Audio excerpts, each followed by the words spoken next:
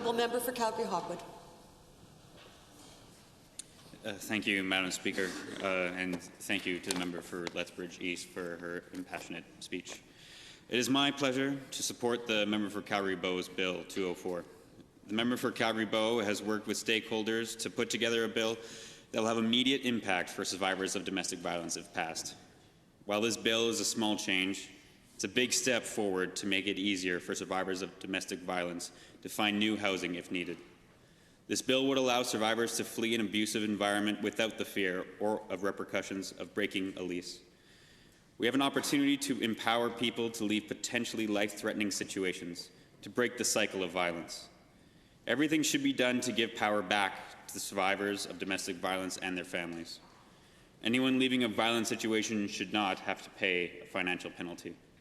Even today, some still ask why people being abused don't leave. If it's a life or death choice, why stay? The truth is, it's not as simple as picking up and leaving. For some, it's a choice between one volatile situation to another, which is not a choice at all. When survivors leave abusers, the risk of that violence will escalate increases.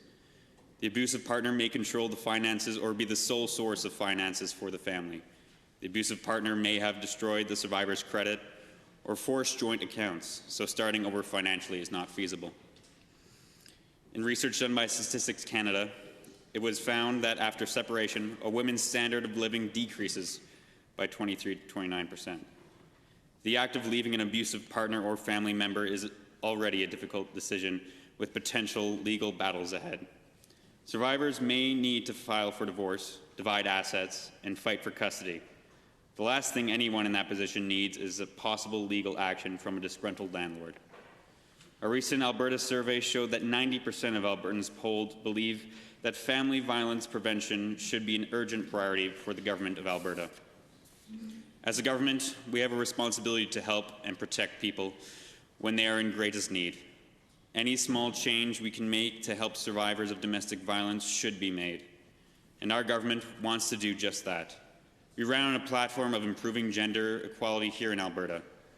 According to a study from the Canadian Centre for Policy Alternatives, Calgary ranks as the third worst Canadian city for women.